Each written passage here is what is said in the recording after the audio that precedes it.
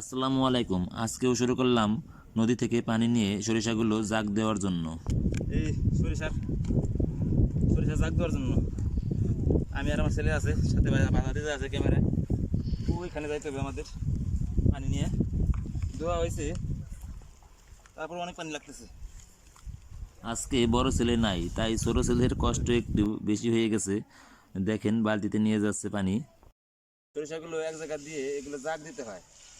আমি আসলে কোনোদিনও এই কৃষিকাজ করি নাই, নতুন নতুন কৃষক। তাই গতকালকে এক ভাই বললো যে সরিষা পানি দিয়ে জাগ দিতে হয়। পানি দিয়ে জাগ দিলে সরিষাগুলো সুন্দর কালার আসে। তাহলে রোদে দেখেন, রোদে সরিষাগুলো সেটা সেটা হয়ে গেছে, এগুলো কালার হবে না। পানি দিয়ে জাগ দিয়ে 2-3 দিন রাখলে সরিষাগুলো অরিজিনাল কালারটা আসবে। তাই এই জাগের ব্যবস্থা সবই দিতেছি। জাগ দেবো, আজকে পানি দেবো, ছেলেরা আছে, সহযোগিতায় মা আছে। যাবো এই জাগ দিয়ে 2-3 দিন পরে আবার এগুলা বাড়ি দিলেই সরিষা বেরিয়ে আসবে। কিছু কিছু একাই একাই বেরিয়ে যাচ্ছে, এই যে এইগুলো একাই বেরিয়ে যাচ্ছে।